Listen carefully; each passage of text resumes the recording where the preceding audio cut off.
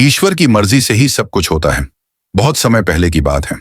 शिवपुर नामक एक गांव में दो मित्र रहते थे, दीपक और विनोद। इनकी दोस्ती पूरे गांव में मिसाल थी। दोनों ही बहुत नेक दिल, मददगार और मिलनसार थे। लेकिन एक आदत उन्हें बाकी लोगों से अलग करती थी। वे मेहनत से जी चुराते थे। उनका मानना था कि किस्मत में जो लिखा है वह बिना मेहनत के भी मिल जाएगा। इसी सोच के चलते वे गांव के अन्य लोगों से बहुत पीछे रह गए। धीरे धीरे उनकी हालत इतनी खराब हो गई कि महीनों तक एक ही कपड़ा पहनना पड़ता था। कभी खाना नसीब होता, कभी भूखे पेट सोना पड़ता। दिन भर गांव की गलियों में घूमते और किसी दयालु इंसान से मिले खाने से पेट भरते। एक दिन दोनों मित्र ऐसे ही घूमते हुए आपस में बात कर रहे थे। दीपक बोला, भाई विनोद, लगता है अब इस गांव में हमारे लिए कुछ नहीं बचा। यहां हमारी किस्मत का दरवाजा बंद हो चुका है। विनोद ने पूछा, तो क्या करें? दीपक बोला, सुना है दक्षिण दिशा में 60 कोस दूर अमृतापुरी नाम का राज्य है, जहां राजा विजेंद्र सिंह का शासन है। कहते हैं कि वे बहुत दयालु और न्यायप्रिय राजा हैं। चलो वहां चलते हैं, शायद वह हमारी मदद कर दें। विनोद को यह विचार अच्छा लगा और तय हुआ कि अगले दिन ही यात्रा शुरू की जाए। अगली सुबह वे दोनों गांव से निकल पड़े। जंगल, पहाड़ और कई नदियां पार करते हुए वे एक सुनसान मैदान में पहुंचे। वहीं उन्हें एक और राहगीर मिला, राघव। उसका पहनावा भी फटा पुराना था, लेकिन उसकी आंखों में अजीब सी चमक और शांति थी। राघव ने पूछा, भाइयों, आप कौन हैं और कहां जा रहे हैं?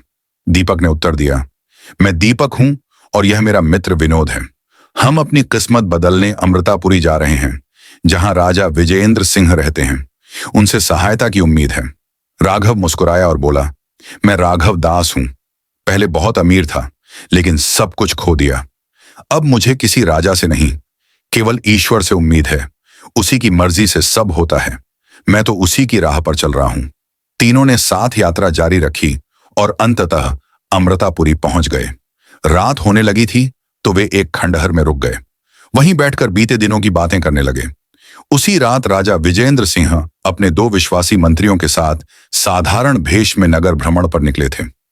वे अक्सर रात को ऐसे ही प्रजा की हालत जानने जाया करते थे। जब वे खंडहर के पास पहुंचे तो उन्हें वहां से बातचीत की आवाज आई। राजा भीतर गए और तीनों से मिलने पर पूछा, तुम लोग कौन हो और यहां क्या कर रहे हो? दीपक बोला, हम किस्मत के मारे हुए लोग हैं राजन। हमारी हालत ऐसी हो चुकी है कि खाना भी नसीब नहीं होता। राजा ने कहा, तुम्हारी इच्छा क्या है? दीपक बोला, अगर मुझे 1 लाख सोने की मुद्राएं मिल जाएं तो मैं फिर से व्यापार शुरू कर सकता हूं और अमीर बन सकता हूं। विनोद ने कहा, मैं चाहता हूं कि कोई सुंदर स्त्री मुझसे विवाह करे ताकि मेरी किस्मत फिर से बदल जाए।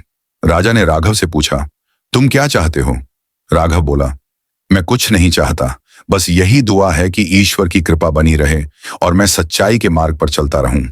राजा उनके उत्तरों को सुनकर मौन रह गया और वहां से चला गया। अगले दिन राजा ने उन तीनों को दरबार बुलाया। दीपक और विनोद ने अपनी इच्छाएं दोहरा दी। राघव ने वही उत्तर दिया। राजा ने आदेश दिया कि दीपक को 2 थैले सोने की मुद्राएं दे दी जाएं और विनोद को महल की एक दासी से विवाह करने की अनुमति दी जाए। फिर उन्होंने तीनों को विदा कर दिया। रास्ते में दीपक थैलों को उठाए थक गया। उसने राघव से कहा, थोड़ी देर के लिए थैले तुम उठा लो। राघव ने खुशी से थैले उठा लिए। उधर दरबार में एक चापलूस मंत्री ने राजा को भड़काया कि राघव ने आपका अपमान किया है। राजा ने गलती से झल्लाद को भेजा और कहा, जिसके हाथ खाली हों उसका सिर काट कर लाओ। जब झल्लाद उन तीनों के पास पहुंचा तब सोने के थैले राघव के पास थे और दीपक खाली हाथ था। झल्लाद ने गलती से दीपक का सिर काट लिया।